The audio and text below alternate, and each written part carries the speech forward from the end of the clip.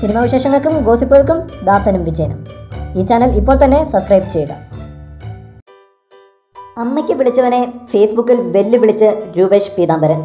കന്നുകാലി വ്യാപാരങ്ങൾക്ക് വിലക്കേർപ്പെടുത്തിയുള്ള കേന്ദ്ര സർക്കാരിൻ്റെ പുതിയ നിയമത്തിനെതിരെയുള്ള പ്രതിഷേധം ആഞ്ഞടിക്കുകയാണ്. ഇതിനെതിരെ ഏറ്റവും ശക്തമായ രീതിയിൽ പ്രതികരിച്ച് രംഗത്തെത്തിയിരിക്കുന്നത് മലയാളികളാണ്. മലയാളം താരങ്ങളും ഇതിനെതിരെ ശക്തമായ ഭാഷയിൽ പ്രതികരിച്ചിരുന്നു. കേന്ദ്ര ഗവൺമെൻറ്റിനെതിരെ ഏറ്റവും രൂക്ഷമായ ഭാഷയിൽ പ്രതികരിച്ച് രൂപേഷ് പീതാംബരനും രംഗത്തെത്തിയിരുന്നു. Prevention of cruelty to animals act പ്രകാരം ബീഫ് ബാൻ ചെയ്യുന്നുണ്ടെങ്കിൽ അതിനൊപ്പം തന്നെ കോഴിയെയും ആടിനെയും മീനിനെയും എല്ലാം ബാൻ ചെയ്യണം.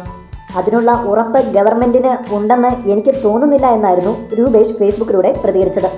ഒരു ഓൺലൈൻ മാധ്യമം രൂപേഷിൻ്റെ ഈ പോസ്റ്റിനെ ഒന്ന് മലയാളത്തിലേക്ക് തർജ്ജമ ചെയ്ത് പോസ്റ്റ് ചെയ്തപ്പോഴായിരുന്നു രൂപേഷിൻ്റെ അമ്മയ്ക്ക് വിളിച്ച് ഒരാൾ കമൻറ്റ് ചെയ്തത്.